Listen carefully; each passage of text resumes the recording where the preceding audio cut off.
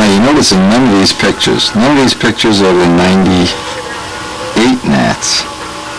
We don't have a negative for them that's worth making a poster out of. So if somebody out there has a nice negative of the top 5 at the 98 Nats, I'd love to borrow it.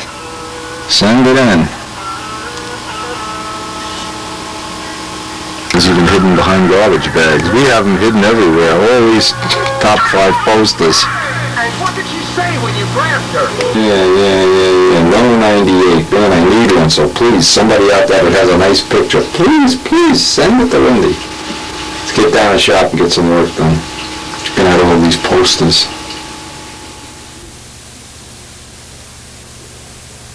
Well, the reason I like having all these posters around really isn't, well, let's be honest, it's my ego. But the other thing that really is nice is I need inspiration from time to time. I need to know that I can raise the bar or try to raise the bar or go to the bar, go to the go-go bar or whatever. Having some photos around your shop can be inspirational. So one of my little tricks, always try to inspire yourself.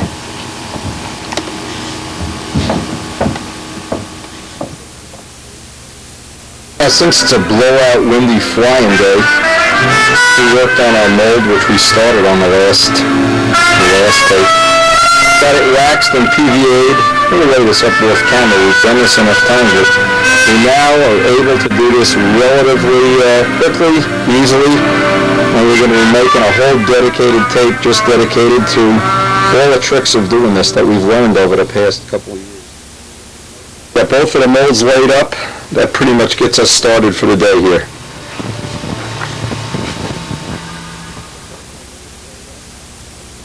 My memory, this magazine got lost for 20 years. Your memory. So my memory of the nose was more square and not as oval as this is. So mine come out, with... I like the hinges. Did you see how he did the hinges with copper tubing? Copper tubing and a pin. And I didn't take that extra trouble. You coward! Go for it. Now listen, I want everybody to know.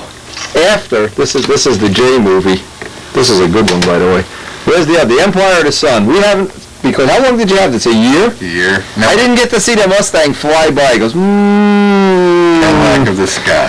Yes, Cadillac of the sky. Heat, smoke. Oh, thanks, Mike. I appreciate not having my movie for a year. As the magazine used to publish the patterns right in the yeah, but then you could never buy a full-size plan until you made it. You made that thing that I had. I blew it up 150,000 copies out of a magazine. Let's see, where's the side view of the real pants here? They don't even show you. On another page. It's going to be further down in the magazine. The werewolf's built. But we'll always tell everybody what your original plan was here. My original plan was to build all 3 airplanes in this magazine. He liked this magazine so much, he just said, good thing you didn't like the one the sweeper was. You'd still be building away. I had 6 magazines in my whole library. Oh. Anyway, here's the real pan outline. Okay, and he shows you its cross-section. Okay. And you came up with, now he borrowed my videos and he said from my videos they stink, he couldn't make a decent set of real pants. Real pants were all finished by the time you started taping. Okay, and what part of this you need to figure out how you want to put the wire in there? What I just didn't understand, what I didn't know yet was what do you use to anchor? Do you use blind nuts or do you just screw 2 little blind nuts. Yeah. Alright, so you're using regular metal ones, not metal. Yeah, well the other thing is you can recess in 2 little pieces of dowel and then use wood screws. 1/4-inch dowel. Whatever would be lighter because they're not going to come apart that way. Yeah, you're going to take them apart once, maybe never. Yeah. And if the screws strip, you can glue them together with silicone. Nobody will know. Pack them together. Yeah. So I would think right there, just put a little piece of a little dowel. Or a little piece of 1/8-inch plywood. Yeah. 1/8-inch dowel, and if the screw holes strip, drop some CA in them, and then cut new threads. Yeah. I don't think that'll ever wear out. But I wasn't sure. I couldn't tell from your video whether you faced these with 64th plywood. Yeah, I did. The 64th plywood. Yep, that's perfect. But these can be hollowed out more, I take it. Yeah. You can get the screws in position, and then any material you have left over, just sit with the Dremel tool over by the vacuum bench and grind all that out. Why do that? Let's just get another jigsaw and cut it the hell out. Oh, okay, yeah, you can do it that way. These are all marked up. There's nothing put Okay. together here. Oh, this is all tackle. The only thing that's... But the trick with making these is to make the real pants, to sand them, get them in silver, get them tissued, finished, and then put them in the plane. And then marry them to this? No, the wire's got to be inside before you sand it down. Well, then... When you go to do this, I know you got the wire in the plane already. I mean, it's Okay. So Well, let's see what we can improvise. I'm usually pretty good at jury rig and stuff. Let's see what we can improvise here. Decided to do is Should I ever need put that little piece of plywood, just, fix a derailment? This is another one of the biggest... okay, if you take this wire out, if you put this fascia here as 16th plywood, When I said you don't... and then roughen up, this is just a dummy, roughen up the wire and tack glue these on, Even for because these have to really be in alignment, up and down and side to side. 380... And then you're happy with it, then we can put carbon fiber right in here, or right over the wire. And I think it's best to just solder a little tab on there. You know, like you did on the Nobler? Solder a little thing with, just to give it more surface area, and then once it's glued, you can bend it. If it's glued without the tab, you're not going to be able to bend it. You know what I mean? That's an intricate set of wheel pans, boy. There's a lot of work for making these. Is easy to install and works well, but it just doesn't... Yeah, you go to... realistic with today's scale, three-wheel locomotives. It's really hard. One idea, this is another idea. Yeah, I know. These are the kind of things that burn you. Here's the picture of the tab I had already kind of thought about. Yeah, the tab is a good idea. But on the real plane, I mean, it has to be, if you're really looking to replicate this plane, boy, would this be nice in a 60 size. Woo! The body even looks like a tune pipe. Maybe you could make the whole body a tune pipe or something. The body itself, yeah. Wow. Too faint a profile to do You it. know some guy that made the canopy mold already. I know that guy. I bet I could get a canopy from him for the right price. For the wrong price, or no price at all, or a pizza. I got the right... Well, it may be too cold and, and we're not getting any flying lately, but of course my lovely wife has picked up another old piece of furniture that we finished and we put the primer on. Now I know how many people love to watch us suffer with this old furniture. Is this wild? Now we're going to see what we can do with this. What do you have, the class tomorrow? 2 days from now? Tomorrow. So we're just priming this up. Then we're going to take this off to a place to put an antique crackle finish on it. No crackle finish. No crackle? Hey, you had to get dressed up to be on my videos? You know, I'm priming in this. you know, Steve DeJulia's going to shoot me for this. Look at this. We were going to brush paint Peabody's Nobler, I'm too. going to do a glaze and stenciling on it. Okay, this is going to be, next time we see this furniture, the glaze and stenciling from hell. Is that what it's going to be? Not from hell. Oh, God. There it is. We're at the furniture refinishing shop that Karen's taking. What do we call these? Classes or lessons? These are like Decorative finishing. decorative finishes. Now, this is really for Mrs. DeJulia, lovely Rosemary. Oh, yeah. Rosemary, eat your heart out. Look at this. Oh, you got the rocker here, This is too. before. Would you like to introduce yourself to the finishing mavens of the world? Look at this. Now, I want to see what this is going to look like. I got to get a picture of this. Gorgeous. Now look, when I leave for Jeff's, you guys, you're not going to be like a car with young boys with their G-strings on or something? The Chippendales. Notice how we're all dressed for them. Yeah. All right. Hey, you want to see what? You want to see a real pregnant? Please, there's children in the audience. Oh, Jesus, you are windy. Well, how about a moonshot? Oh, God. What's my little girl in there? You use a screwdriver to get them open. Oh, yeah, well, you got to look at the furniture refinishing facilities there. I think they import cocaine or something. Yeah. Ooh, look at this. Oh, man. Yeah, Kajeski, eat your heart out. Look at this workshop. Even the Julia would eat his heart out. Anyway, we're going over to Jeff Stifel so we get some real carbon fiber glider technology while the women are having a party without it. last look we get at the furniture before the magic finish goes on it. I'm probably going to immer on it or something. This will not be Brodak dope, by the way.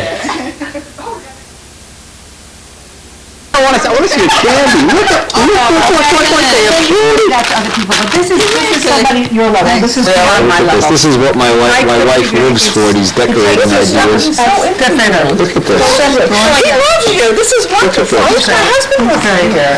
He is great. I'm the world's greatest husband. Are you kidding me? Windy. What's his name? Windy. Oh, I like Wendy. What kind of finish are you going to put on here? Come on, come on. We're gonna do dragging, I'll show you what Dragging? I used to drag race when I was a kid. Got real expensive. I used to lose a lot. I still dress in drag when my wife's not home. She caught me wearing her panties one day. Wendy, you don't tell everything. All right, I'm going to Jeff's. You guys have fun. There's some flaky stuff going on here. I'm leaving. I don't know if I can trust these women. I see a truck named Chippendale coming down. What is it? It'll do 2 vacuum bags? Yeah. Oh, that's got some power. What are you going to use this for? Arthritis? Yeah, I'm gonna vacuum bag. I got a wing That's to pretty good. repair. I totaled the wing. And you got to do a repair? A carbon repair? Yeah. So I never used a vacuum bag before. This will be like a new thing. PSA. Inches and How do you measure this? On the outside scale? You got 22 on the outside scale, inches of vacuum. right. And this thing, It's nice and quiet, too. I ordered, considering that, you know, the one that aerospace sells has got a reservoir and everything. Yeah. It's like a Turns on, turns off. This turns on and never stops. It's like, This is medical grade. okay. This How requires much does this cost? $100? 85. It's Let me normally see the back. Turn the back. it's 265. Well, I attached it that way. Well, what kind does Midgley have? I don't know. I mean, if we're doing carbon, we got to do carbon, you know? I want to try vacuum bagging those landing gear. This is like 200. Okay, now wait. So I understand this, because my information, this is the bleeder valve, Right. and where is the bleeder valve? So I asked him to order 2 of these things because he was out of them. Okay. So you put 2 together with a joiner piece, okay? One will accept the gauge, which I'm gonna use one of these So you can Barb. monitor it, yeah. barb things, and the Yeah. other one will accept the bleed. And this just bleeds out excess pressure so you can monitor this. Right. This is going to be, you can bleed it down to 20 or 18? 18 for wings. 18, why not more? I mean, is there crushes it or? Well, depending on the foam, you'll crush it. Oh, okay. Like if you do white foam, which you do for your plane, Yeah. you'd only want 6 pounds. Oh, okay, 6 so that's inches of interesting. You got one of these we can look at? No, the parts didn't come in yet. Oh, So okay. anyway, and then I'll put a Well, bar. let me know tonight you're going to do this repair and I'll come over here and we'll check it out. I totaled the wing. I mean, totaled. See how Let me see how thin that skin is. You don't have a micrometer, do you? No. That's thin skin stuff though. this is totaled. But that's got a nice smooth finish. That's got that Mylar finish on it. Wax. Beautiful, yeah. Oh, I'll tell you something. With your I could fix that for you right now. I don't even need the vacuum bag. If you're going to throw the ring away, let's give it a shot. I'm fixing it. Yeah. It's going to be my first vacuum bag thing. With your talent, you can paint. I'm sure. You have to reverse your painting, but Yeah, you could do your full painting in the wing. that is really There's nice. Krylon over it, but that's Yeah. the So original I can paint. see the finish underneath it though. That's a quality job. Whoever did that did a good job. Yeah, I mean, basically, And it's thin. You don't have a micrometer though, do you? no. Well, this is thick carbon. That's at least 7,000 or 8,000. This is thick carbon. I mean, this thing, the whole plane weighed 67 ounces. You got the stuff. You got your shop set up pretty decent here. No different than the last time I was here. It's a pigsty. Now here's You're not.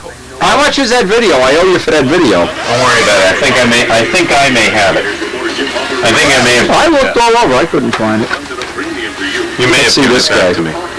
Well, we could buy another one. It's not a. Now understand that this is old technology. Okay. They're now down. This is 95 ounces. They're now down to 67 ounces. What do you mean 97 ounces? The whole plane? The whole plane weighs 95. Well, that's with lead in it and everything and servos. But Hold this up. I want to see the trailing edge on the camera. This is something we found with the props. Look, see what they do? See that? Yeah, It's I all like hidden. I like that. See, Dennis and I found when we were making the prop blades at the trailing edge real thin. Wow, did that peak up performance? And I'm sure the glider people have found the same thing. Yeah, this is a thick. That's where all the drag is, right at the trailing edge. This is thick. The best one I have is that wing. There, that's sharp as... It's like a razor in the back. It's like a carbon prop. Yeah, that's really sharp. This one's not. This is... What's a spar? Solid carbon? Yeah. This is made by the guys I tried talking. Oh my God, this thing weighs a ton. What is this made out of? Solid? Solid. It's almost a weight like aluminum or something. Well, this plane does 180 miles an hour, you know? Well, I'm impressed with that. That is... You could pick a car up with that. This thing will not... It's a box fit. It fits into a box in there? Yep. And what do? They mold this right around the spar and then pull it out? Or? I don't know what they do. That's pretty cool stuff. That you could... Boy. Yeah, I'll show you the whole... Pretty cool. The little P-touch things on the screws? Cool. Let's see this guy. This is a one-piece wing. It weighs a ton. Oh my God. You could never make a stunt ship like this. No, but I'm telling you... What is this, like 3 pounds or something? But here's the thing, you could make a stunt ship like this because the current technology is down to 67 ounces. Oh, it is, okay. For a 120-inch wing. Okay. That's much bigger than you have. Yeah. Well, I'm hoping this vacuum bag is going to unlock the door to some That's cool 67 stuff. with all the radio gear in it. You don't have radio gear. How many square inches is it? This is probably better than close to 1,200. 1,200? And how many ounces? This is 95. But now they're down bigger. They're bigger wings with 67 ounces. But see, with a stunt ship, you could make the wing even thicker so you could make it thinner skinned. You have to pay the price because you have such a high aspect and thin wing. That's where you're paying the price. What I'm saying is they don't have to pay the price anymore. They've got it down. Let's see this body. Well, that's the whole plane. That's where most of the weight is. Yeah, this is nice stuff. That's been broken. This is the one you repaired, right? No, this is the one I bought. The guy repaired it in 2 spots. He broke it here and he broke it here. That night I was over here, we were making the tail hooks for these things, or whatever you wanted to do. The tow hooks, yeah. The tow hooks, yeah. See this? This is all buried in there. Yeah, I like that. Look how nice the horn tucks right in there. This is European. This whole thing is European. Now, who has the top level gliders right now? Europeans. Europeans are the best. Americans aren't the top dogs anymore. No. And they do it all with carbon. Yeah, this is. Well, this is fiberglass. Oh, this is the trim thing. Look at this. I didn't see this. This is the thing that mounts the stand mounts up there. It's a flying elevator. Oh, It's real tight. There's some nice ideas on this stuff. No doubt about it. I'm interested in the carbon, the way up at a carbon though. They've gone away. Where's my wrench? That's lead in the nose. Yeah, well, you need to balance the plane, obviously. But this is the old technology with the. They used to do it with fiberglass or with epoxy board. Now it's phenolic. We do a phenolic board on it. It's PVC. You know, the stuff they use for electronics. Yeah, phenolic. And That's phenolic. then they went to carbon. And now they're into half-molded sides. They don't go this route anymore. Why wouldn't you just make the skin a list thicker? Well, because you want the weight all the way up in the front. You want to concentrate the weight up in the front. Yeah. It's use the minimum amount. And what's the rule? These have to be a certain weight, or No. they can be as light as you can make them without breaking. And do they fly better when they're real light, or not really? But in real light air or real heavy or high altitude, you can go as light as you want, right? It's a lot of lead in there. You could kill somebody with this. I'll tell you something. It's hard to fly because it requires such speed to keep it going. But the video that you showed me, it looked like the planes were going 100 miles an hour. The video I lost, by the way, on this guy. No, it was cool. I think I basically. What is this picture? Now this is you and me? No, is that Midgley? No, it's you and me. All relentless. Did you win that day? No, you got third. This is when you was a stunt flyer. You got a lot of trophies here. How many soaring trophies you got? 100 of them? Yeah, I got a lot. Easier to win that than stunt. Oh, you had second place at the Mass Well, Cup you one don't year. have guys like, yes they are. Look at that, Colin. You're a winner. I don't care what Midgley says about you. You're a winner. What about the, Time for pizza, huh, Colin? what about your archery? There better not be any Chippendales in here. Oh, I smell dope. Ooh, honey, I smell dope. That's it, baby. Oh my God, look at what she's doing. Look at this. What do you think? Oh, I love it. Wow, I'm telling you. I didn't know you girls were so sexy. This is unbelievable. Look at this. Good thing we sent the boys. Wow. Good thing we sent the boys home. Wow. Those Chippendales are probably hiding. Look at it, a Chippendale up in the rafters. Santa Chippendale. I knocked on the door first, and Mason Dory says, "Oh, get the girls Get the girls out. Let me see how yours is coming out. Shoot.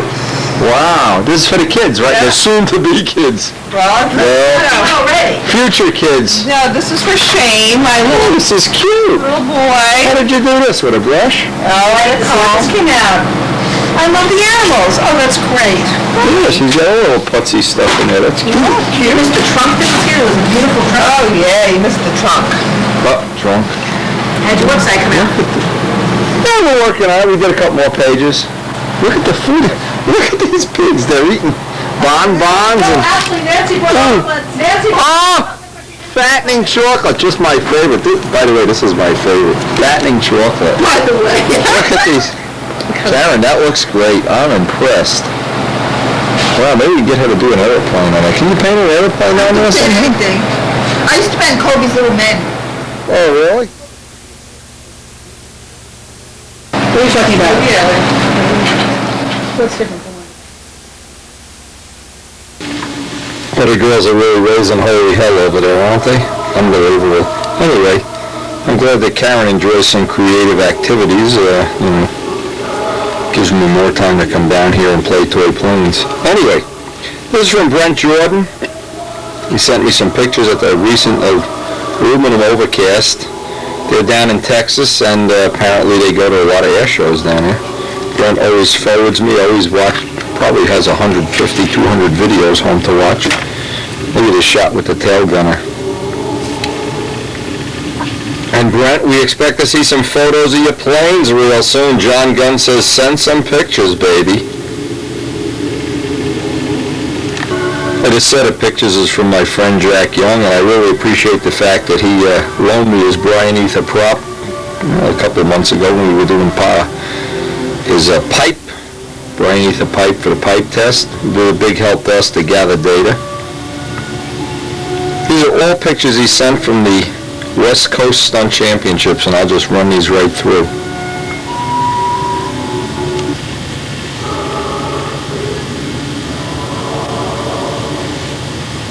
Now, unfortunately, Jack didn't send any captions, for which he'll be punished severely. But apparently this looks like one of Randy Smith's planes here. And because I'm not out on the West Coast, I don't really know who the people are individually.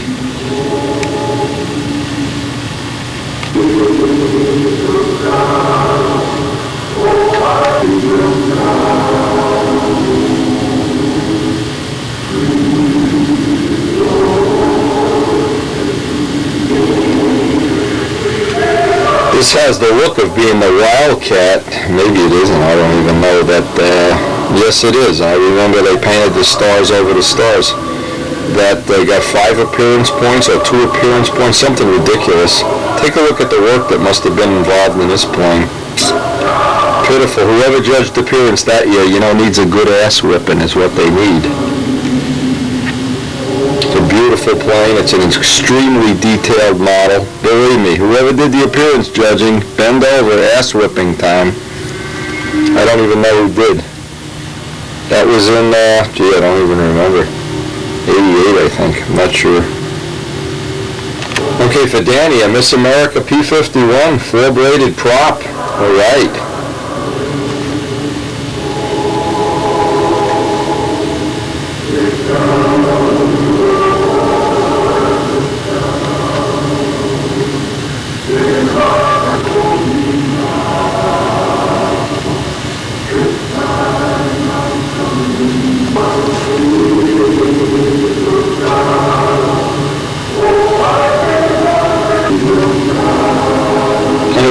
appreciate all look at the unusual flaps here. Monocoque, I guess they're monocoque. Unusual paint job.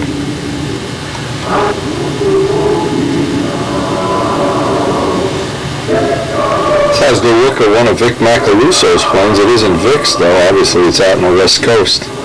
Crusader.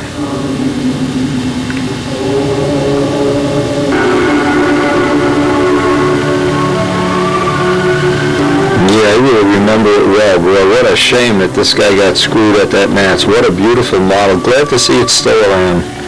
Anyway, thanks a lot from Jack Young. Oh boy, it's cold this morning. How cold is it, Mike? Oh, we're freezing our midges off here. But it looks like, and we got up here so early to try, and we hit an accident on the way up here. We lost about an hour getting here. Wanted to get up here early. Spent all day Sunday, but did not have the camera because Rob had it at a football game for the Junior Football League. Didn't get any footage, so I want to get a couple of flights with this is the 265 Venturi, and I'm freezing. Mike's going to give me a hand here so we can get some flights in before the air goes down the drain. I wish I would have figured out how cold it was this morning before we left. Who talked me into this? Who said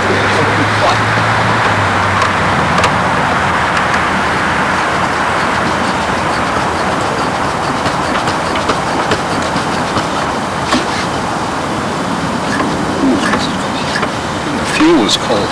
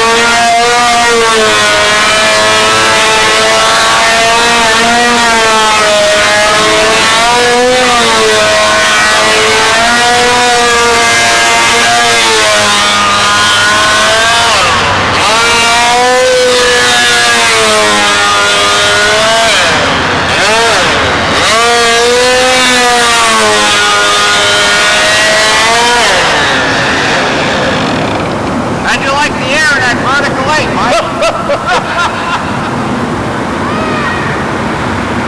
Well, somebody gets to see that. All right.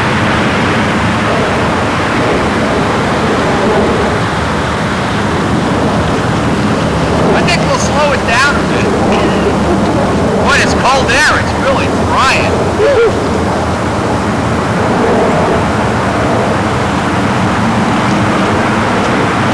Frying my little backyard there.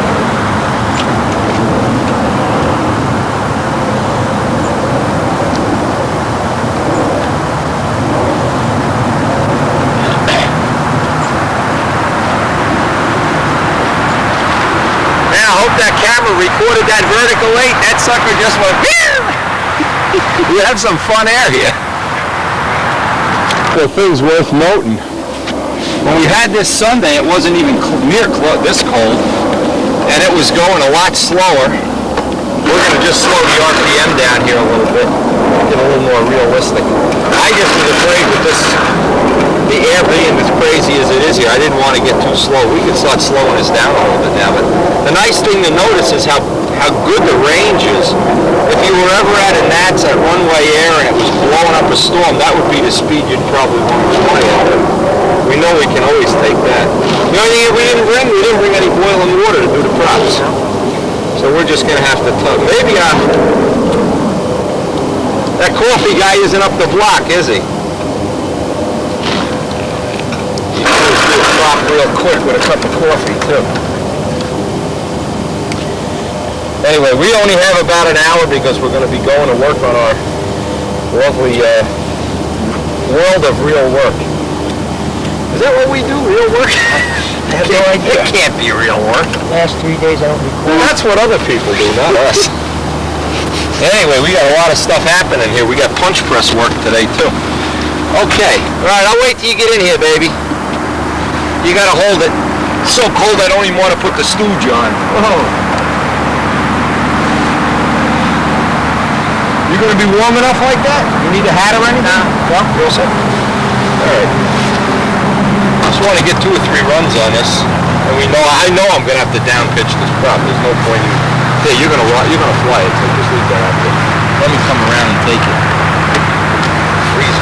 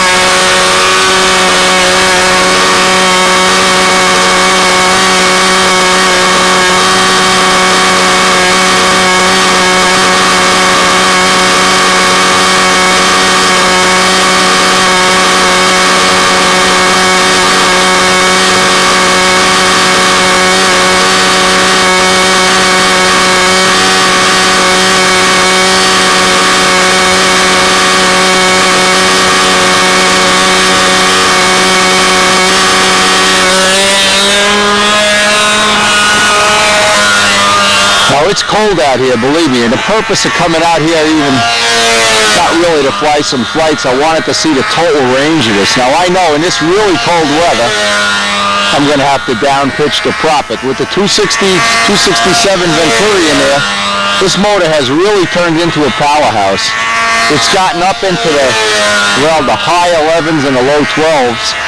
And what we're trying to do is decide whether this is one of the choices we want to have. Now what I'm going to do, we have the black, you saw on the last flight, the reason I left it on it was to see just what our fuel consumption is like. But the power here is really totally a gain in power that we haven't experienced yet. With the cold weather, combination of the cold weather and the fact that that Venturi is really wide open here. The reason we race out here early in the morning is because we've been doing some work on my 2-family house, roofing and cutting trees down. And I think Mike works better if he gets 3 flights in the morning. I'm not sure though. We're still not done. Now, I always like to, if possible, have Mike help me with these little sessions, because then I can hear the motor from outside the circle, inside the circle. I get a little bit, this is a little bit too slow here, a little bit better lap times. See, it wouldn't be slow if we were out on an open runway, but in the crazy air that we have here today, now I'm hoping you can hear the motor run. What I really want to hear is the brake, the 2/4 brake of the motor. That's the significant thing.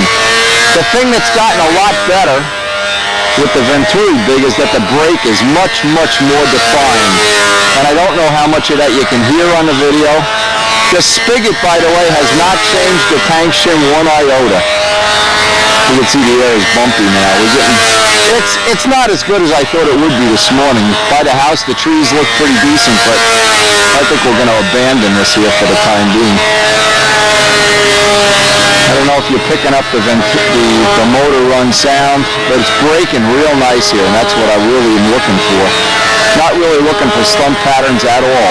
Now, another thing to remember, even when doing the Tiger 60s, in this real cold weather, you'd lose the motor run.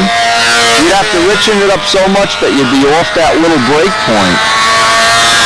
And you'd always wind up with 2 or 3 extra head gaskets in it, so you're learning, and I want to learn about this, and I want to know as much as I can know, and I want to know it in real-world experience, not by reading about it or not by pretending I know. I want to get out here, get as many flights on this motor as I possibly can. I think we're in the middle of gallon 18 or 19 here. I'm at the end of the fuel, in fact. Let me see. We're at the end of the fuel. But just to know more and to have more flights. Mike is going to be building a Cardinal soon, and obviously we're going to want to have the option of putting a pipe in it no matter what motor he chooses. He's got 6 Tiger 60s, so I guess it's pretty obvious what he's going to put in there. So we're going to be making our pipes real soon. Some of the mandrels are already ready to start laying up as soon as we get the resin from George Spar. This has been a very educational, going on 4 months here. Special thanks to Mike, who's really been my stooge, my pit boss, my friend, fellow tree removal specialist, and hope he's going to have a great winter building with us.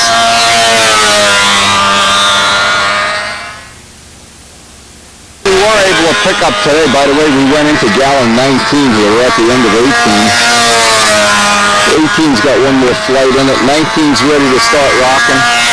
But we didn't get any real patterns in today, but we learned something, another little significant thing. The temperature has changed dramatically from the morning to where we are now, late morning, and it's gone up over 15 degrees. No change to the needle setting whatsoever. RPM's been holding dead steady, and that's usually an indication of a real good, reliable engine in my book, Anyway, we have so much work to do. Boy, I wish I could hang out all day here. The air is not good, though. And what happens at this point in the year, you just like to get out and get greasy. And you're greasy, but that's the end of it for today. See you back to house. Let's pack it up, Mike. Ryder is here, and John Brodak wants to see what you look like. He said, you're a handsome devil. Anyway, Jimmy's going to do some work for us on the punch press tonight, I hope. I hope if we can ever get over there, it'll be an amazing thing. Mike's ripping his wing apart for the last time of the day.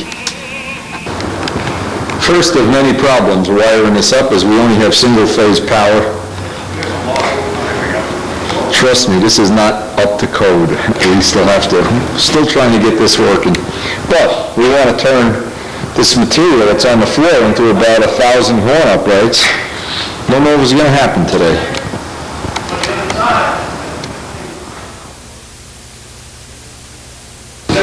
The milling machine's 3-phase over here, for sure. Yeah. We'll run in both directions? Okay.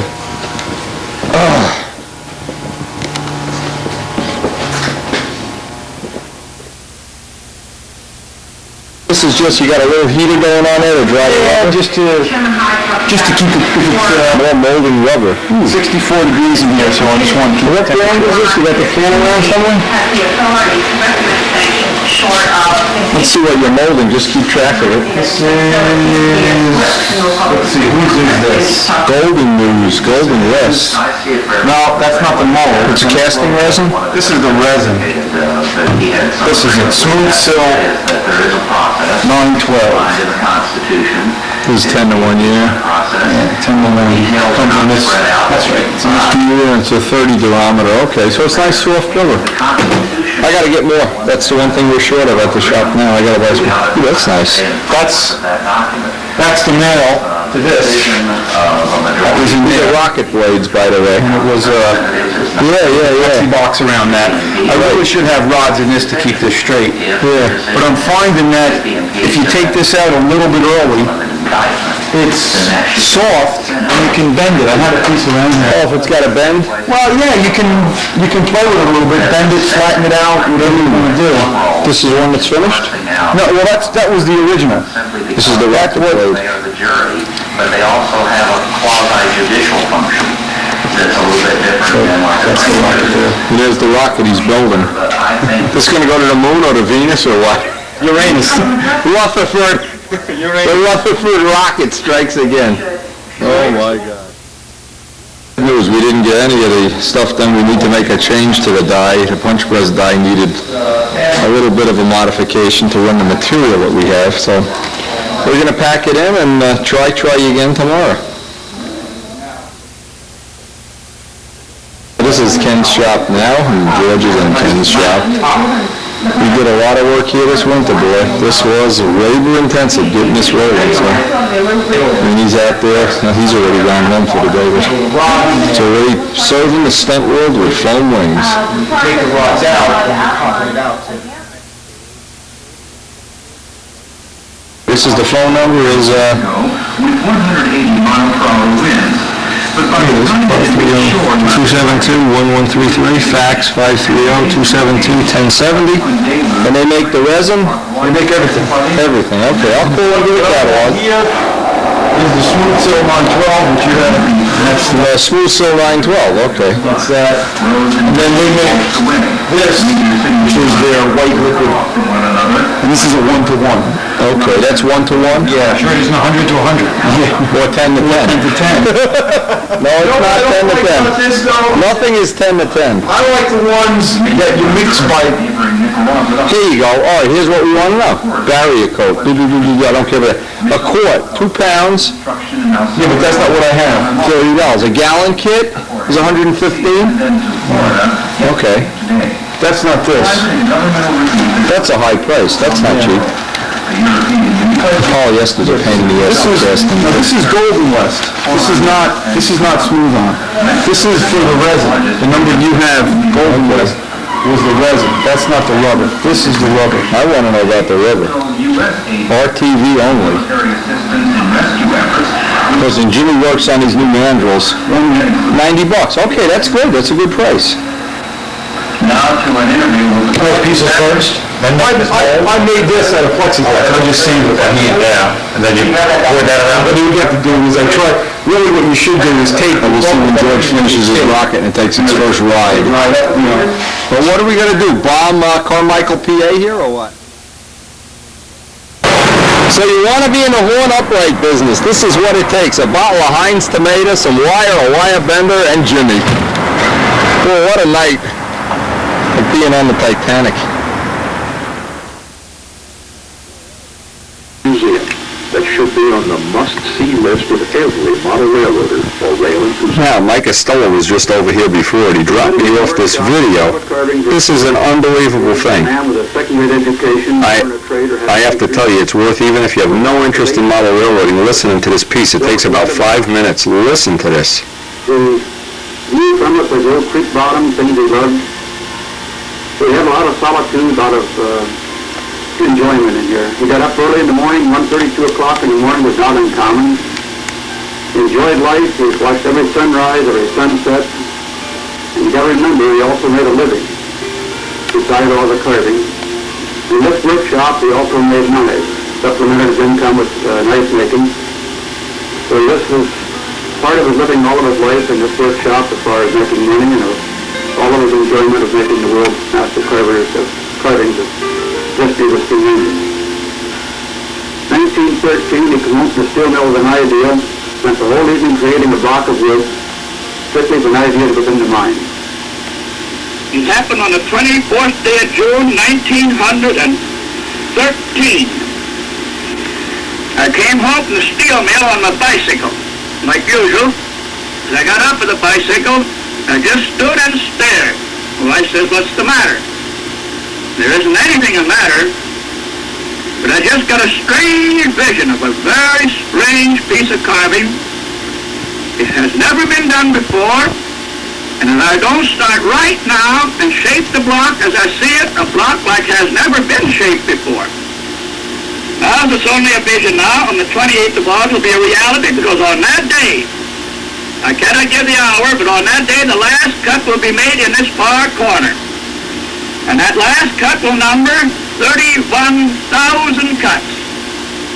And then when I do make that last cut, this block of wood will open up like a tree. Use no ruler, draw no lines, and make no shavings.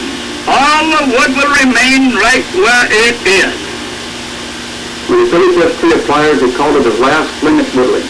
The difference between whittling and carving the top was that in whittling, you just made a bunch of shavings or something that didn't have any particular meaning. But in carving, you thought it was something behind for future generations to enjoy.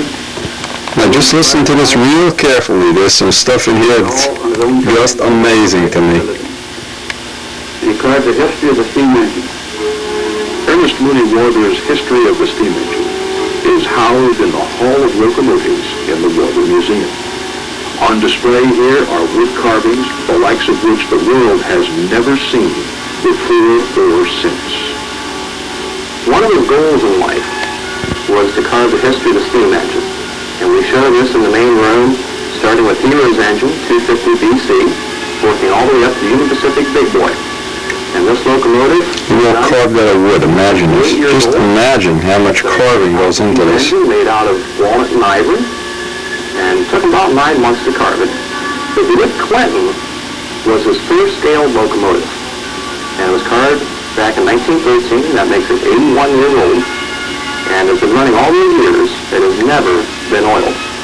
None of these carvings need oil. We built into the moving parts, the pistons, fly rods, driving arms, bushings on the axles, a wheel from South America called Arguto. And Arguto has a natural oil, and it keeps these carvings running with very little repair and no oiling needed. The Big 4 locomotive we called Old Faithful. That carving is 74 years old. It has never been touched. It's just a good example how well these carvings are built. Now the nuts and bolts you see hold the carvings together, but he did not thread them. He glued the nut on the bolts. The rivets are set in the wood about 1/4 inch. The lettering is inlaid ivory. The pipework is all pinned together. And it is amazing, the ancient carvings and how well... Can you imagine carving this out of a block of wood? Just think about it. The 5200, one of my favorites, was in bank. Carved in 1930. Not a whole lot of faith in our banking system in this country. The Depression hit the year before. So he carved in the tender a bank which is operated by simply pushing down on a certain lump of coal, which is spring-loaded. The whole bin slides back, and this is where he kept the money here in this tender. He carved the Lincoln funeral train. He went back to ebony wood. Ebony was an ivory trim. A lot of pearl on this one. It's 8 feet in length, and you'll even see Lincoln lying in his coffin in the coffin. Can you imagine? He was a Lincoln admirer. He was young when his dad died. He was only 3. He looked up to Lincoln as a father image. He loved his philosophy, his ideas, read every book ever written on him. And over the years, he carved quite a bit on Lincoln. You know, one time Abraham Lincoln said that if you intend to go to work, start right where you are, for there is no better place. And then go straight ahead and never suspect that anybody's trying to hinder you. And any man can make a success of himself if you work that way. So that's where I got my philosophy from old Abraham Lincoln. My granddad loved to carve early in the morning. Got up 2, 3 o'clock, carved at breakfast time. Imagine what kind of models this guy would build if he was a model plane guy. TV time is today. During these hours, why, he was able to carve about 1,000 parts a month. And this carving we're showing now is one of the best. It's a 7,752 piece engine carved over a month's time. Union Ivory. The tender has the Great Northern emblem. It's an ivory mountain goat carved with an abalone pearl sunset behind it. All carved fit together and laid into the wood. Taking a look at the piping under the cab. Enough plumbing there to give a plumber a nightmare. And the valves in those actually work. Oh my God. The engine. This is Ski Dombrowski stuff. Coming right at you. A lot of plumbing. The cow catcher actually opens and closes. The bell swings. And you'll notice an ivory bell rope running from this bell back to the cab. It's 20-some inches long. That is carved from one piece of ivory. So this was his masterpiece. He was 40-year-old man when he carved it in 1933. The Lady Baltimore is Dad's unfinished carving. He was working on that at the age of 85 when he suffered a stroke. As long as I can remember, he always said he wanted to leave something behind unfinished, because he felt everybody should do something creative, and you should do it as far as you can go. And that was as far as Pop could go. It is abundantly clear that Ernest Mooney Warther went the last mile of his life as a truly happy and extraordinarily gifted man. You owe it to yourself to visit the Warther Museum in person and marvel at the attention to detail and the lifelong commitment to excellence exhibited here. The Warther Museum is just off Interstate 77 at exit 83, the U.S. Route 250 exit at Dover, Ohio. The museum is open every day from 9 a.m. to 5 p.m. except Christmas, New Year's, Easter, and Thanksgiving. When you look at somebody like that to me is just, it's almost inconceivable the amount of work. It seems like at times that I put too much work into building things, and people come over here and they criticize me and say, you spend your whole life doing this. I don't know. Sometimes I wonder. I can tell you, sometimes I wonder that. But I thought you'd enjoy that piece, and that was from Mike Costello. He kindly donated that to our list of things to impress you with. That was a good one, Mike. Basically tonight, trying to get a little bit done here, I got one mold. Both of the molds are grinding out parts on a one-a-day basis. Jimmy, and I don't know how interesting that was to people, we tried to work on that punch press last night. Had to do some modifications. The pins were worn out, so Jimmy's going to replace the pins, get that working. But in the meantime, one of the things that frees me up is I should have a little bit of time at the end of every day, since this is one of the major things along with the mail. I should have a little bit of time every night now to work on the new Spitfire, which is going to be GMA jet powered. Now what I did, and it was a great idea, at the end of this last building season, I really didn't hollow out the outboard ribs aren't hollowed yet. You can see the inboard ribs. Outboard wasn't hollowed. By the way, I found a cool little use if you have an I-beam wing laying around to lay your carbon toe in. It doesn't get all snarled up. Anyway, I took a real close look at the Brodak dope test, which is now over a month old. That's shrinking up just to near perfection. I made an extra cowling mold, one that doesn't have the side exhaust, with some thinner material. Of course, we have Giorgino's great little pilot there. Hope we're going to be able to fit him in. Another thing worth mentioning now, Randy Smith is handling these. These are 2 1/4 inch spinners. He sent me up a 3-blade. I need a couple of 2 blades. Real nice workmanship. We hope this is just about as scale of a Spitfire profile for an early model Spit. This would be a real critical thing. This would be a hard thing I'd have to make another mold for. This is really nice and light too. So one of the things, the early model Spits did have a totally different nose section, and we want to keep it as prototypical as possible. Later model ones had that more bullet-shaped nose. The early ones, though, had that very, very blunt nose section. Basically, the one we're going to be modeling with the rounded rudder, the early model one. Turtle deck model with the windows behind the pilot. This is a clipped wing. But notice the shape of the spinner. And notice how it's a real good simulation of that. Of course, the late model ones have these big parabolic spinners. I already have a mold for this, and I have a mold for the prop, but we're making an early model Spit out of this. This is going to be one of the things. We're going to try to make it as realistic as the early model Spit could be. Now, if you know the real history of the Spitfire, you know that when they originally developed it, it was kind of an underpowered, small engine, lightweight plane, and toward the end of its life, it got to be a highly overpowered, overweight kind of a plane. Well, this is nice because with the I-beam construction, we're hoping we can keep the weight even lower than the original D-tube model. And because we have had a little bit of experience with this design now, we have a lot of confidence that we can make it even more scale than the original ones were. And again, thanks to Joe Adamusco, he was the inspiration and the man behind the whole ring layout. All of the design work, really all of the ring work, goes to Joe's, I don't know, credit column or whatever. But we worked together on this project, and this is now, we're starting actually today to what I hope is going to be the final phase of, one of the final phases of the evolution of the Spitfire. And we're kind of going backwards from late model Spitfires and Seafires to early model ones. We're just grinding more and more of these gear out as the days go by. And I do want to spend a little bit of time, maybe I'll get an hour or so tonight. I'm going to start one by one hollowing the ribs out. And that was the last thing I did last year before we ran into the flying season.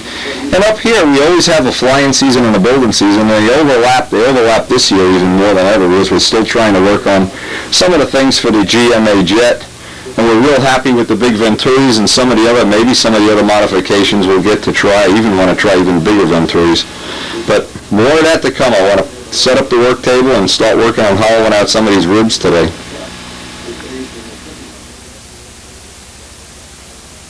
One thing I did when I ended this is I made myself a little list of what was some of the next steps I wanted to work on. And I didn't know when I'd be able to get back to working on this, but needless to say, it's one of the only things I've thought about all summer while working with this jet, going to the Nats, all the things we've had. And I wanted to pick this up. Obviously, we're going to have to make some changes to the nose construction, but when a plane is in new construction like this, it's not hard to do that at all. In fact, from looking at my list, one of the things I want to do, I for sure want to get started, and I won't get to do it all today, but just to start on the outboard ribs, hollowing them out, similar to the inboard wing. Now, you would think that you never forget these things, but you really do. One of the things I like to look over is that I've come back to projects after not working on them for a while and said, oh, gee, I forgot that. Oh, I start thinking about something, gee, I didn't think it through. So before I really dive into this, I know I have to do gear blocks. I have to get the control system in. I want to give myself a little bit of time today. I needed to sheet this first rib bay in here so that I have a place to build my fillets. There were quite a few things. I resigned myself to the fact that I could not have, realistically, with this really scale wingtip here, adjustable readouts. And since I want to really try to push this to the next level, as far as semi-scale goes, there's probably some performance things that I'm going to have to trade away, although I don't think that'll be too significant of one. The carbon fiber spar, this is ultra light stuff, and I hope that's going to work out. One of the things I want to try on this plane, we have carbon reinforcement in the fuselage. One of the things I really want to try, though, is some of the carbon covering that Frank McMillan's been using, Billy Wareridge. I assume some of the other guys, Ted Fancher and whatever, are already using it too. We haven't used any. That'll be one of the things we can experiment with. We're going to have to kind of redo the nose section, of course, and we're really looking forward to trying to pick this up to the next level, that next level of where the planes really are semi-scale and really do fly just as well as the ones that aren't. I really hope we're going to get to that level soon. Yeah, there's not many substitutes right here for having a brand new XL blade, and this is one of the spots, especially when you're cutting down into the cross grain. I'm going to cut this real slow.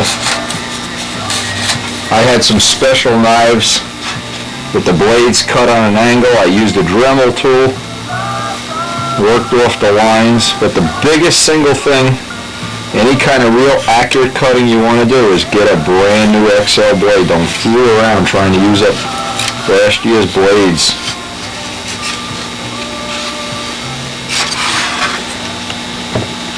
I wonder why I put that little thing with the carving guy on. One of the things, I looked at that a few times. Mike had brought that over, Mike Costello, and I thought, you know, when I watch a piece like that, I'm inspired. And I realized to do a piece of work like this Spitfire, talking about a lot of hours. And I mean, you really do need some inspiration. You just can't look at this like it's mowing the grass. I need to be, at least I do anyway, need to be inspired, need to be pumped up a little bit. Anyway, it's labor intensive just getting these last little pieces of wood out of here. Remember Billy Woolridge said at one time he wishes he could train termites after he built the plane. Get termites to go in there and eat the wood. Maybe he's right. Anyway, just getting all these little pieces of wood out, time consuming. One of the objectives of doing this, of course, is I want to get the Brodak dope, to use this plane as a test, and I want to use all the material that'll be used. All the finishing material will be Brodak material. So again, we'll increase our knowledge of all the possibilities, the potential things we can do with the material. See if there's any improvements we can come up with, any little tricks or tips, obviously pass them on. Now, this idea of being labor intensive, at some point in time, if you decide to undertake a project like this, you can't really do this. I don't know, the inspiration is the word I like, but it's not really the right word. You need to have some thought in your mind as to what you want to try to accomplish. And in this case, I want to try what I thought was a very successful plane, the Spitfire, the original Joe Adamusco Spitfire, is to make it even more scale-like. And by lightening some parts of it up like the wing, I hope I'll be able to put even more scale detailing and a more exotic finish on it. Even more impressive than the original ones were.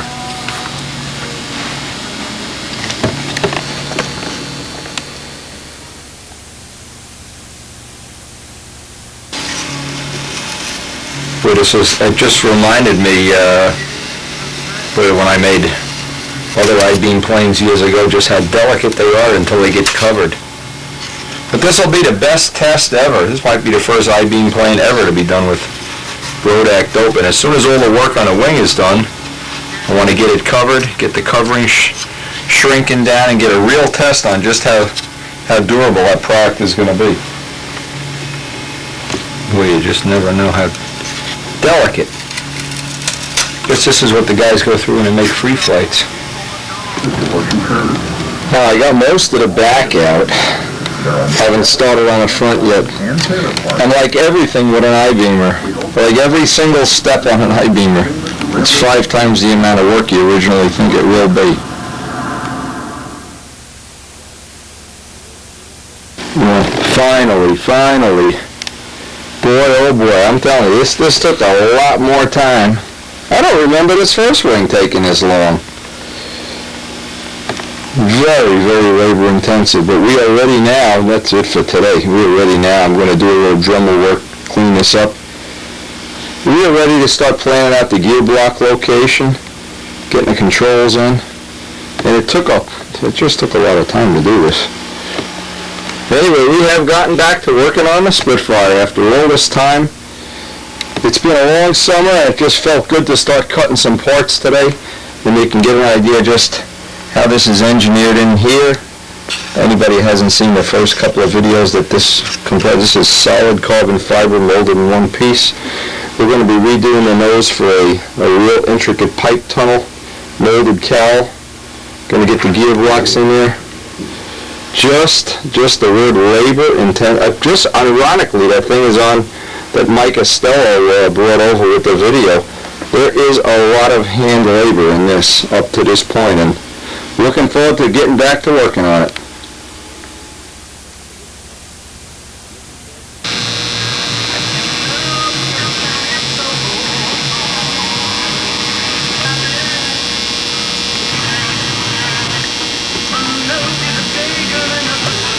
Okay, you know if it's building season, Karen's already got projects within projects planned. This is going to be part of our dining room. Not to be labor a point, but anytime we start building, we start doing what amounts to be the work on our home. And the first thing I need to do is prime this up. I think she's going to take it and get this all gold leafed or something. I have no idea. I'm going to surprise her though while she's not here and get this all primed out for her so she can take it to that class. And by the way, she's having a lot of fun up there with that. I'm glad she's having more fun than I am anyway. Tell you, I know a lot of people get bored with seeing us work on this old house, but if you think you have no time to work on modeling projects, buy a 100-year-old house and see what happens. Anyway, one good thing I learned, boy, if there ever was one tip of working on an old house, never buy any paint that isn't Benjamin Moore. We have bought every brand of paint, trying to come up with things that would cover and do these old walls and floors and everything. Nothing. Benjamin Moore is like the Brodak dope of house paint. It really is. It really is the best quality stuff. And I know right about now everybody's thinking, what is this idiot doing? He's still working. He's been working on his house for 5 years. Is it ever going to be done? You know what? Probably not. Now, I'm always amazed when I get little letters back and comments from some of my customers. And basically, we've had most of our customers for forever. People get addicted to these videos. I guess they really do like them. I don't know. But anyway, the biggest thing I think, aside from picking up some good modeling tips, is we get to share our life. We get to share the times. You get to see what John Brodak's house looks like, what his cellar looks like. The part of it that you normally wouldn't see at the fly-in field. And I think by doing that, the whole stunt community benefits as we get to understand that we're all different individual people. We all have skills, talents we want to share, or in some cases we want to keep, to ourselves. Either way. But I think it really is one of the key parts of my video that I'm real happy with it. I wouldn't change for all the money in the world. I get to share the life that Karen and I have had, and we've been blessed with a really good life with an awful lot of people, both overseas and here in the United States. They normally wouldn't be able to come to our home or see us working in the middle of the night like this when it's well into the building season. I mean, we've been pushing that jet thing for a long time now. But just sharing the little projects, the little classes, I don't really know what it is, to tell you the truth. But I know it's fun sharing it. And then I'll always get a kick when somebody will come up to me and say, I like the way you did that bathroom. I like the way you did that.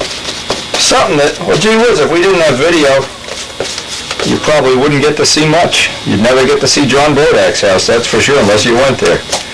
So, if you don't really care for this part of the video, it's really only 5 or 10 minutes on each tape, but for some people, picture the women and the wives that have to endure listening to me every night in bed, and they can fantasize about what a bozo I am or whatever. But then, all of a sudden, along comes a nice project like this, and they can put up with watching. Just think of the thing in reverse. You could almost put up with watching a whole home and garden show if you knew in the middle of it there'd be a Spitfire or Mustang come flying by.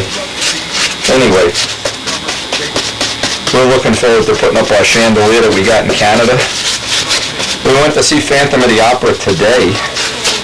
Got home and here I am when most people would be sitting around having a good time. I'm working on projects. My whole life's a project. Carbon gear, we even sold 2 of them in Norway this week.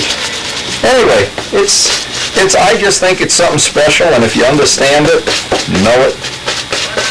I'm in the learning curve. I'm learning from other people as I go. I enjoy learning, and I enjoy passing it on. And I've even been thinking about, there's a place in Pennsylvania that offers a molding class for a weekend. I've been thinking about going. Kind of expensive though, it's $300 to go. But anyway, it would be fun. And more on all this stuff. And as we come up on more and more into the building season, I hope we're going to be able to share. We have about 20 other crazy projects planned. Believe me. They're all labor intensive. Nothing we do is easy. More on this exciting piece, probably on the next video. Hey, what a great night. Time to take a look upstairs. I hear glasses breaking, things crashing. My poor Air Force is in jeopardy. We're going to get bombed tonight. I can hear it coming. I don't know, baby. It looks good to me. I got the first coat on that. She's doing her glass collection. Look at this. Yeah, medallion looks great. Hey, this looks great. By the way, this was a piece of furniture that was made in China. Close this up. I want to see if you can see the inlays on this. Do the other one. Well, you can't really see the inlays without the light. We have no light. These are all little hand inlays. What workmanship. Boy, I'll tell you. Look at this real close. It's all little... Oh, this was made in China. Some poor Chinese man was paid $1 a week to do this. They don't pay them $1 a week. That's what they pay me. Look at all these little inlays. Ah, she runs me over. Anyway, this is Psalm. Hey, we've been having fun. Everybody knows my wife collects glasses and dishes and old men like me. Anyway, looks good, baby.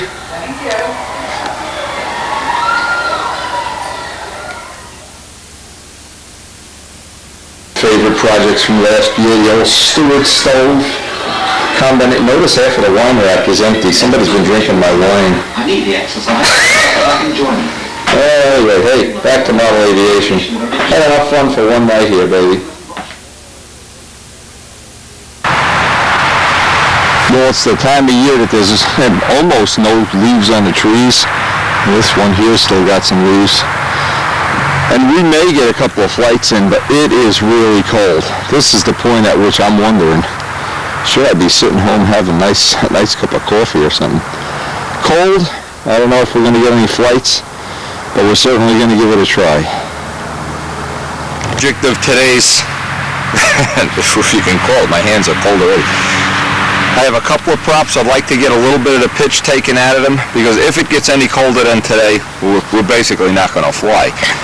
But the last time I was out with these, the two props that I had really de-pitched for cold weather really had a little bit too much pitch.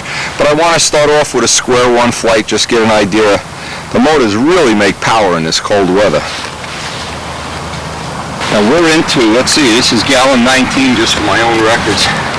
And on cold days like this, I've found it's a real advantage to just flip the plane over and over-choke it, but the problem is right now we don't have anybody at the field yet. Getting here real early like this. But if you really want to do this stuff, a lot of times you have to, I guess just pay the price. They're having a little clown race contest here this afternoon, so maybe somebody will show up to give me some launches. But if I can just basically get an idea of how much more pitch I can take out of this prop, I can alter the gauge, set up a couple of spares, and I think that's going to be it for my cold weather flying props. What I need is a cold weather body. Anyway, we've already started a bunch of the house projects. We've started working on the Spitfire again. So I don't know how many more weekends, how many more days we're going to get, but we certainly will try to get as many as we can.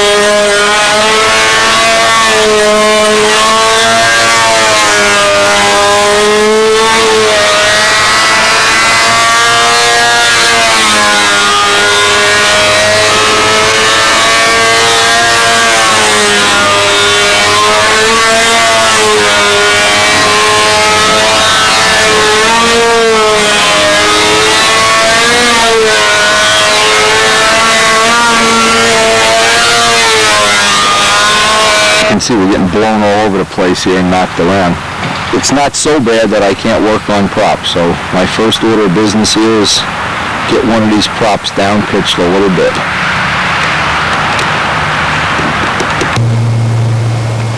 Well, it looks like the people are starting to filter in here, but anyway, even if I just get one of these props deep pitched to where I'm happy with it, because then I can make a gauge. And what's always happening in colder weather, motor's making more power, the air is more dense, everything changes just a bit. And if you want to fly, I imagine if you come out with this, what I call a summer prop with a lot of extra pitch, today, put your normal needle valve setting on the plane, it's just going to go 4.8 or something for the whole flight. Even though we have to fly fast here. It looks like the air wouldn't be that bad, but as soon as you get up anywhere near the trees, holy mackerel, turbulent city. So I don't know, the geometry of the thing is kind of meaningless, because I always want to be on the safe side, so I never really push it. But I certainly can get the motor brake the way I want it and the power delivery the way I want it. Those two things I can work on, even if I can only fly a couple of basic maneuvers. It's always good. And if we do get a day this week, I'm going to try to shoot some flights for George, strictly geometry flights. He'd like to do a little coaching, and that'd certainly be a big help, but you just can't depend on this weather. That's the whole deal.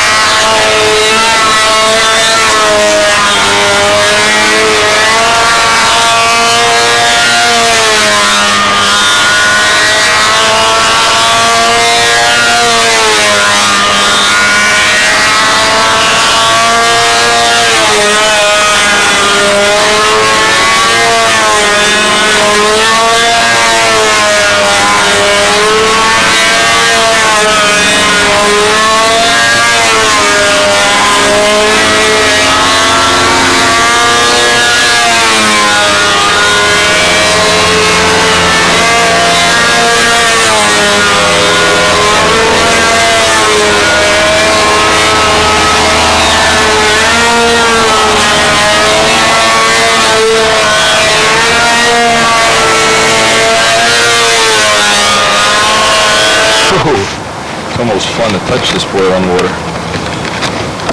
Luckily, we are getting blown all over the place. It's almost pointless to be trying to do maneuvers, but we certainly can get the feedback from the motor run. It's nice and warm. And I got my whole selection of stuff here. I got a few that are already down pitched. We've done this enough time on tape. I want to take the one that's the most down pitched of all. Get a look at how much I have left in these. There's still just a little.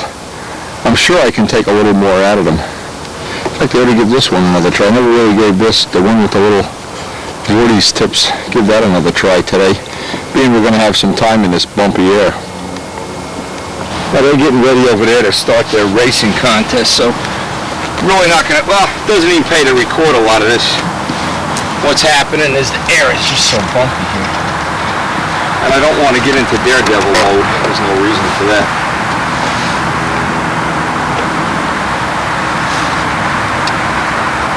Anyway, we'll probably get a couple more flights here, and then we'll do a little improvisation over there with their racing. Usually they have a lot of fun with that racing stuff. I'm just not into it myself.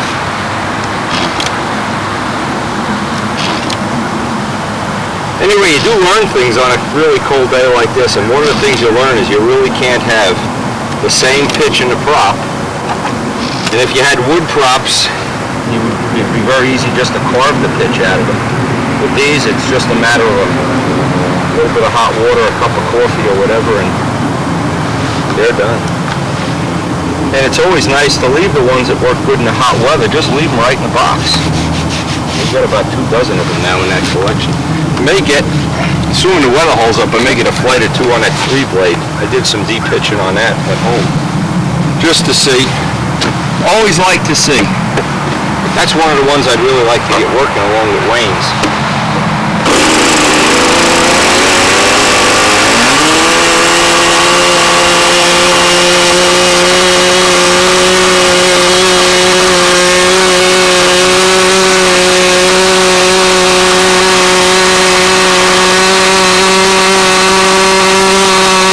Stuff, it really helps me to fine-tune things. Now, by having Mike, what I can do now, and I can do this without even videotaping it, I make a little change to the prop pitch, set the RPM back at exactly where it was, and then do a lap time. And by doing that, I don't need to do it on video, but by doing that, I can see just how subtle of a change even a little bit of pitch change is.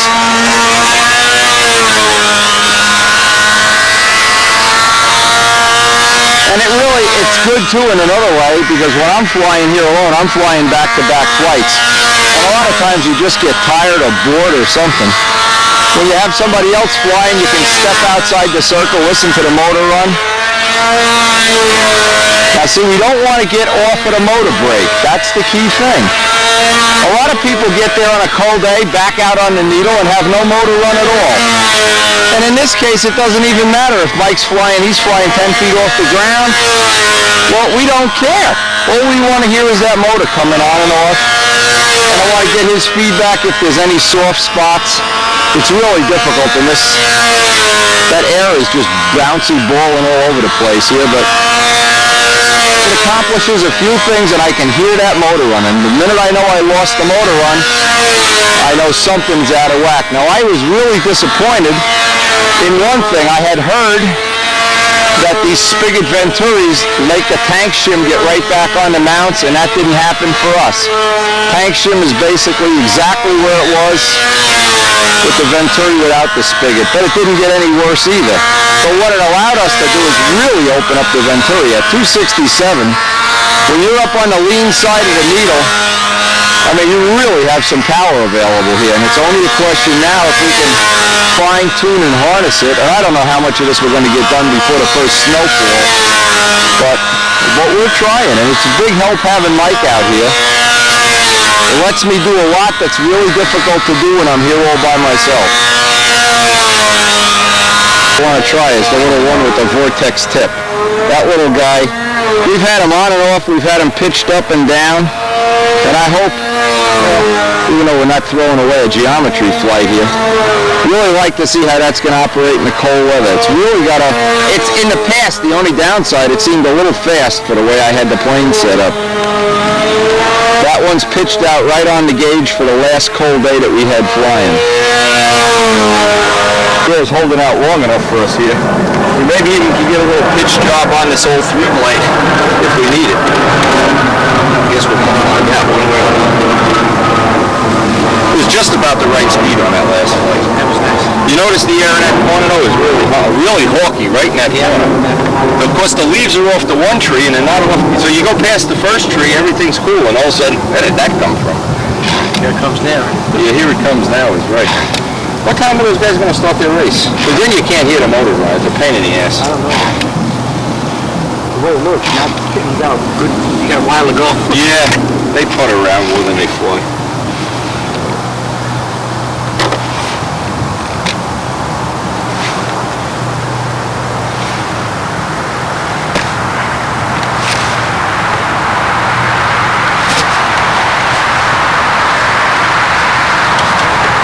Just glad I had the jacket in the car for that. It's not come in. Yeah, once you warm up, it's all right. I'm going to put the tack on 3-blade. Okay.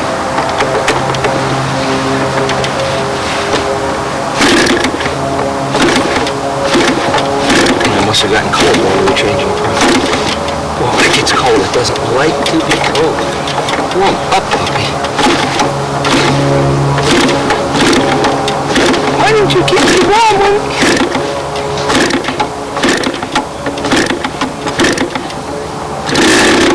Come on, dude. 5 chokes. 1, 2, 3, 4, 5. What a guy!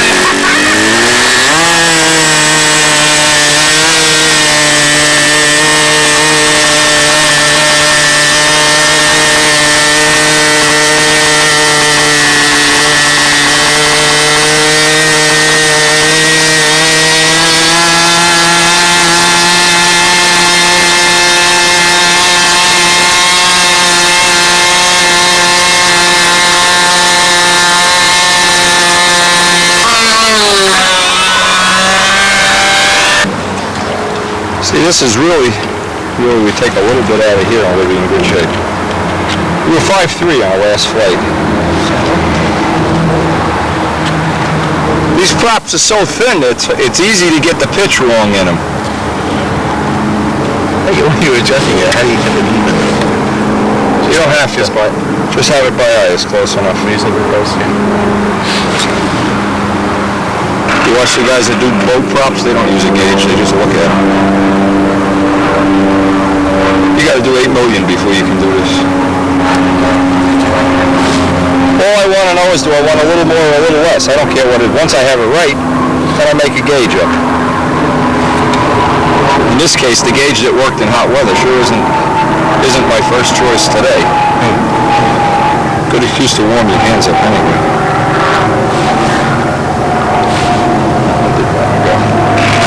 These props are real thin. It's easy to change the pitch on in a heartbeat. The 2 blades are a little thicker.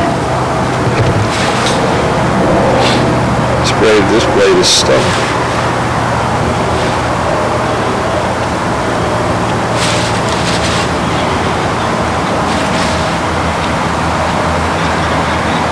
This is where I get Kajeski to do all the hard work. I have to sit here and pitch props. And the worst thing is get the lap times. If one is a little off right now, it won't matter. When I go home, I'll have to get a gauge and get them all real even. All right, we can try that. The thinner the prop is, the easier this is to do. When it's running, I guess it tends to equalize anyhow, no? No, not at all. Hey, Mike. Hey, Mike, my man. Oh. I got one of the wheel pants with me. What a guy, what a guy.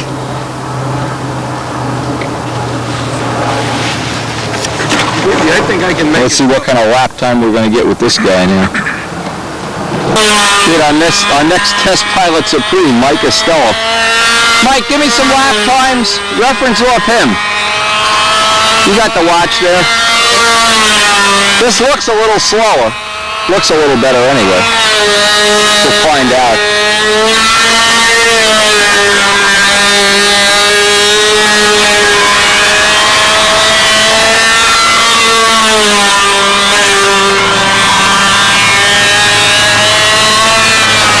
With the prop B pitch, 547.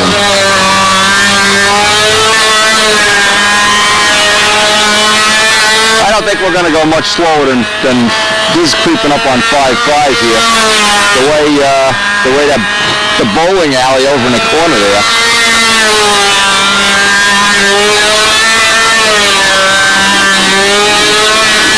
Boy, there's some funny air over in that corner. Got a couple outside squares. You get the first leg, you pull down, and nothing happens. It just sits there. It's like it's in its own air.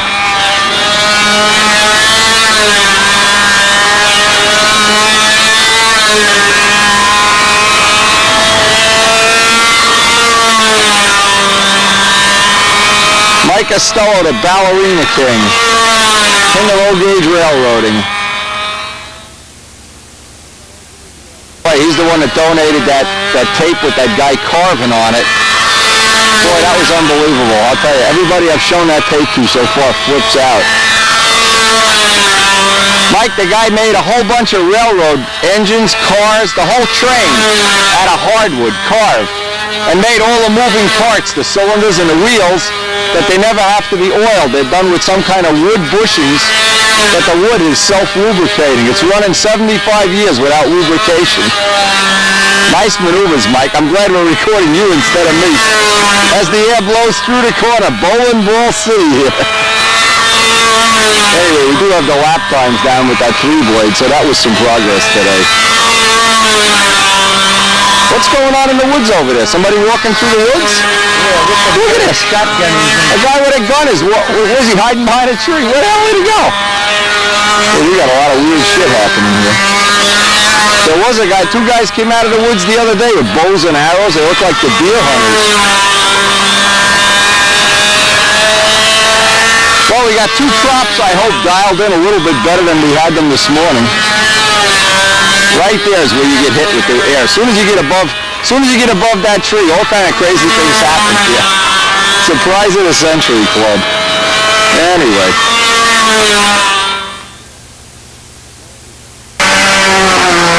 It's not as sensitive as my speaker. It's no fun. Well, you put those little bell cranks in the plane. What the hell do you want? Man, how big is the wheels? When did you build that? Yeah. This is Mike Costello's Crusader. 58? 57. We know how old he is now. Let's see, if he was 13 and I can't even follow the plane here. Wind's blowing us around. Anyway, this is Mike's little Crusader, one of the planes he built over the last winter, and before the day's out, we'll try to get him trimmed out with this, but... Woo! Exciting! You wanted to take a warm-up flight first? That's about as warm as you can get, Mike. Former president of the circuit. All right, the truth now. How old is this plane, Jacobone? 1955. This was made in, and you were how old in 55? 15. Oh! All right, figure it out, guys. How old? 142 years old. Wow. I'm the oldest living member of Don's State Circle Break. Don still would be disgusted if he saw this plane. Oh, man. You put another prop on? I'll put it in. He broke the prop on the first flight. What? Taking off. You see, taking off. The flight wasn't nothing to write home about either. Sensitive. Tom Hampshire's here. What's this? Hey, Tom, what is this? A new kind of silk span?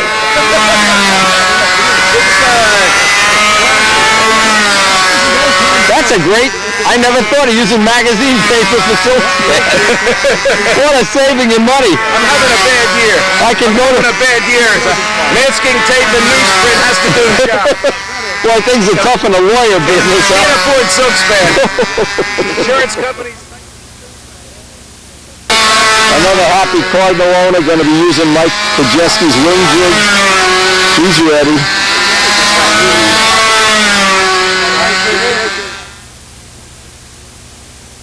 And it hasn't gotten a whole lot warmer either. Brian Silversmith getting ready for the races. We got quite a turnout here.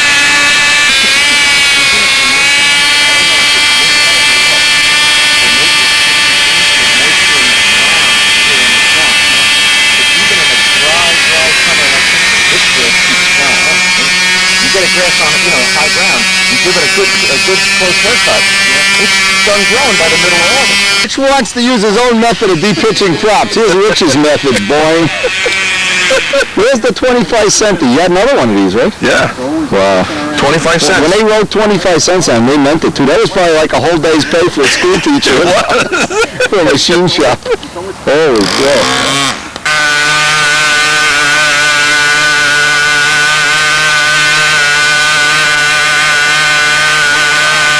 Well, at least if the sun would come out, it would get a little warmer. Woo!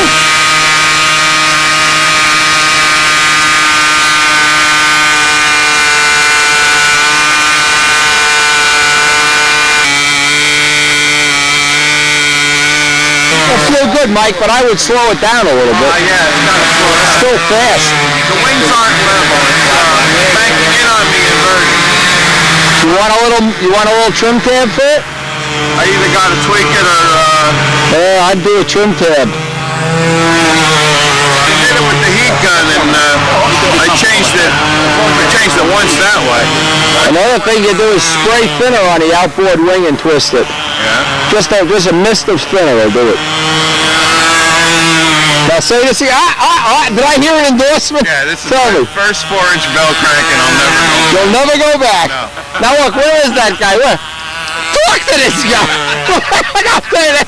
Mr. 2-inch bell crank over there. A 4-inch bell crank. Fantastic. I'm sure I could have used it. Too late now. Strager really is a Reno air racer, but they won't let me enter it here for some reason. I don't know. They have something called rules here. I don't know. I show them Strager. I'll show these little putskis a trick or two. These guys take this stuff real serious. There's a 4-stroke.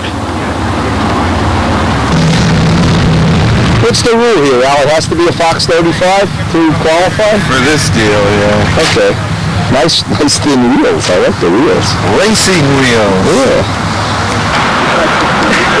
They must have a porno tape or something over here. Look at these guys. Look at this. Banjack, what are you doing? Looking at pornography over there?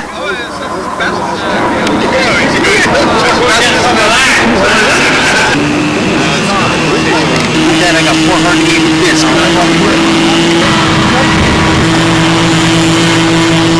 They're doing a good well card for Rich Peabody. Is there anything you'd like to say to Rich Peabody while he's in the hospital with a thermometer in his rear end? Well, He can feel that's the only place you can feel something. How does that feel, Peabody? Oh, man.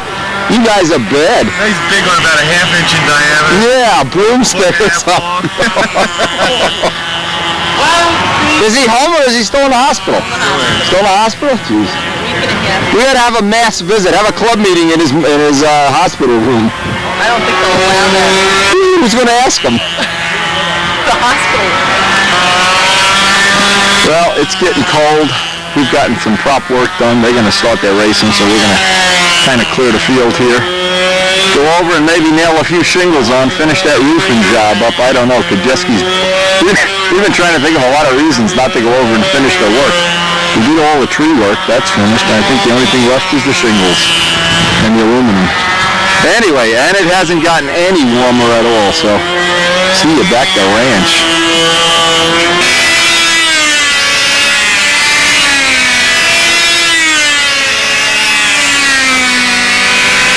This is where it gets to be fun. Okay, pit stop number 1, Al Knight.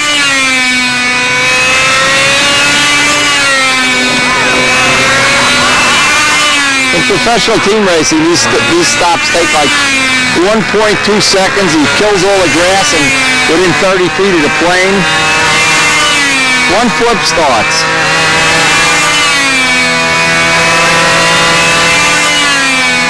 Let's see, is anybody any better here? Nope. Banjock. Oh, he's the one you want to watch. Oh, Banjock. Yo, look at this guy go. Whoa. All right, Danny. Al Knight still flipping his heart out over here. They don't allow electric starters, huh? There you go. Uh-oh. Roy Ward on a pit stop. Oh, look at this. Oh, my God.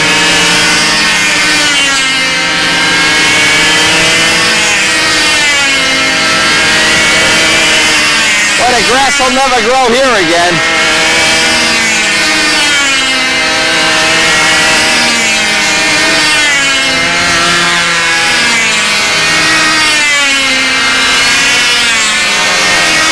Are they allowed to throw them out? Oh, yeah. I thought they have to take off. Just on the grass.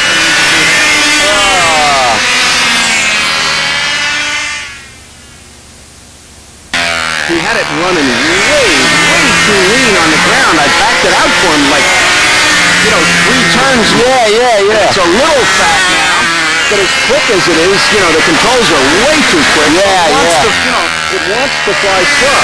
And it isn't a one-to-one hookup, which makes the elevators even faster. Okay.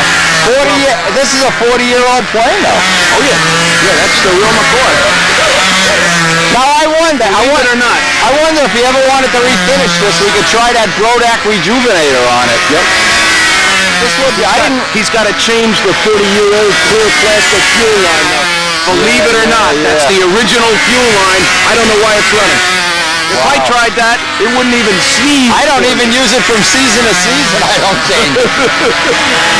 I couldn't even get it to pop with that stuff 40 years old. But here this thing is dialed in, banging away. His Cardinal's coming out real nice. Is it? He's real nice. He's a good builder. Yeah. Time I spent at the field fooling with the props. What I do as soon as I get home, of course, is marry them up to the gauge and see just how much I've taken out. And in this case, this is a lot. Took a lot out of this one.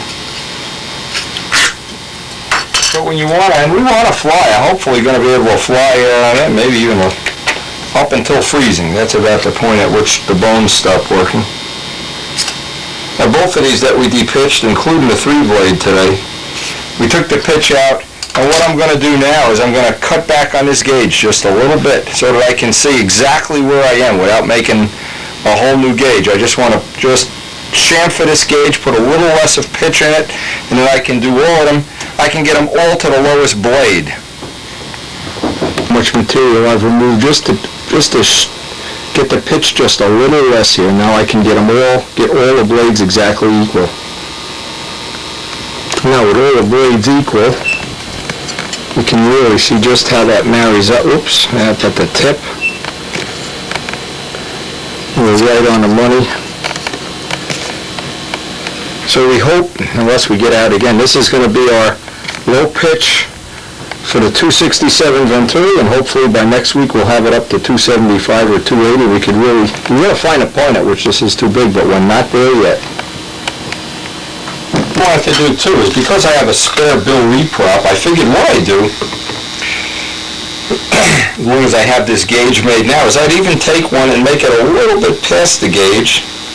And what that'll save me from doing is when I'm at the field, if these are still too fast, the next time we get to fly, what it'll allow me to do is have one, because again, I want to set the gauge, and it's amazing how subtle the little difference is. Bill Lee's prop when it's down pitched and Wayne's prop when it's down pitched, even though they're at exactly the same pitch, they load the motor a little differently.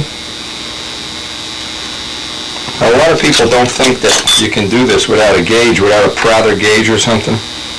Believe me, do enough of it and you will be able to do it.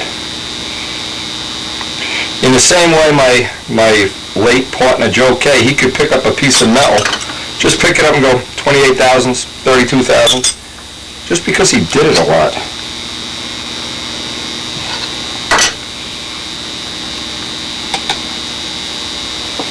And the resin these props are made at typically gets soft around 165 degrees, so boiling water doesn't take long with boiling water to get it loosened up.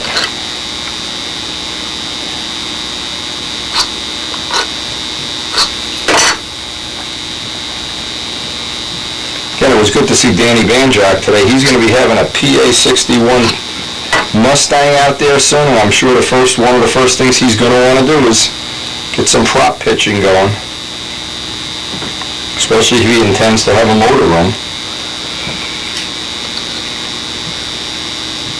Looking forward to another thing we're going to be doing on video real soon is Danny's canopy. He's got the plug almost done. We're going to be doing a mold right on video. Boy, that is nice. Right on the money. Now we're at the end of this tape, and I'm going to close this out with a couple of photographs. We just got our pictures back from our Canadian vacation. This is a place we stayed in Montreal. That brick wall behind me in the bed and breakfast was made in 1560. Remember that date, 1560. And of course they'd modernized the building, but some neat stuff here we got to see in Canada this year. Of course, one of the star attractions in the city of Quebec, the Frontenac Hotel. And it is really a sight to see. We did the tour in the hotel, really beautiful. Carrying along the waterfront in the old city of Quebec, the old walled city. And this is the most fun you can have in Canada. You go bring your dollar into the Canadian money exchange and you get $1.54. It's really a bargain. The old walled city where we spent about 70% of the time inside the walled city. Can't see this in the picture, but this was a place our guide took us.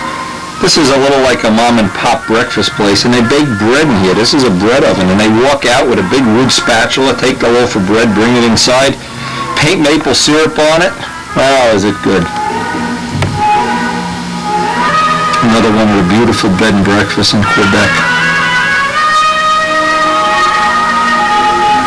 And we walked the whole falls by this is by Saint-Anne-de-Pardue in Quebec. This fall is higher than Niagara Falls. You can see there's even a little rainbow out in front. It's a long walk up and down the falls too. Looking at the picture that this is me here, the back of my bald spot on my head here, looking over the falls. We were shooting video, of course, of the whole vacation too. This is the chateau right by the falls, and this is our guide, Guillaume. Now, Guillaume may come to visit us. We've invited him to come visit us. He took us on a personal tour of Quebec 2 days in a row, and really was a lot of fun. He was a great young man. You can see in the background the bridge to Orléans, where we stayed on the island of Orléans one night in a bed and breakfast. The bed and breakfast where we stayed, really nice, and the people are super friendly. Another view of the bed and breakfast on the island of Orléans. And by a sheer coincidence, we were there exactly at the time the leaves were changing. Most of the time we were up there for the fall foliage. And we went to I guess what you would call this is a cathedral at St. Anne's. This is Saint-Anne-de-Pardue. If you ever could believe what was inside of this. Stone carvings, mosaics, artwork, gold leaf. This is a sight you have to see in real life. And of course people make the pilgrimage there each year. In the summer months they cater to the pilgrims. The church is filled inside with crutches and things that people have come and got the cure from the faith of St. Anne and gotten off their crutches and walked away, and basically the church is filled with crutches. This is from the island of Orléans, looking out at the main part of Quebec. You can see the mountain coming out of the fog in the morning. This is the kind of backwoods stuff that Karen and I typically like to vacation in these parts of the world. And the further we can get from civilization, just the better it is for the week and a half that we get away. This is overlooking the walled city from the Frontenac Hotel. The whole old city of Quebec has a wall, 15 feet high and about 12 feet wide around it. It's the only walled city left in North America. And this is the entrance to the walled city. There's a gate in, a gate out, and we were staying right, the one side of the hotel was right against the wall. Can't tell you over and over again what a beautiful city Quebec was, the old city of Quebec.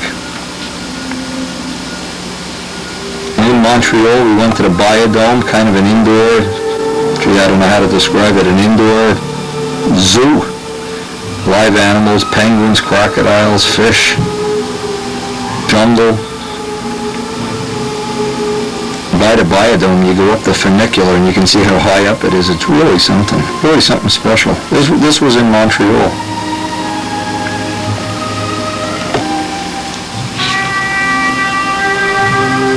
And while we were in St. Anne's, we actually sat in on a wedding. Anyway, that's kind of what we did on our vacation. Glad to share it with you. Hope you enjoyed it. Take your mind off model planes for a few minutes. Of course, on the next tape, we hope we've inspired Mike Costello. We got him to fly Strega. We got him psyched up to do some more work on his I-beamer ballerina. We hope he's going to finish it soon, and he's, we got him back in the mood to build. All right, thanks for joining us. Thanks for sharing all our little projects, and we are pretty much in the building season right now. We're going to be building every day from this point in time on. See you on the next tape.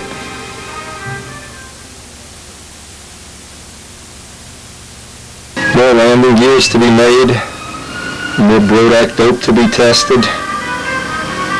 I-beamers to work on. More of everything. More of everything that's fun about model aviation. Hey, again, thanks for joining us.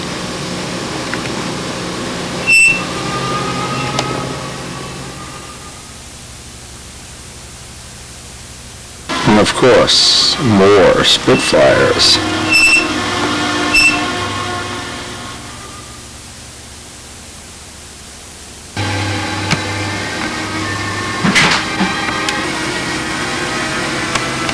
Look at this old picture. It was in the newspaper with that pipe hanging out the bottom. Boy, that was a long time ago. Long ago, far away.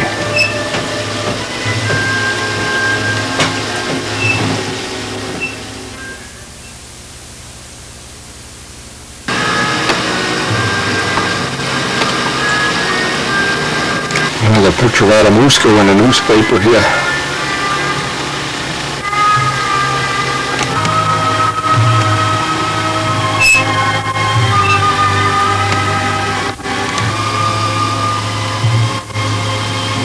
And Mike Kajeski just picked up this header. He's going to be putting that in his new Cardinal. We're going to be building a wing on a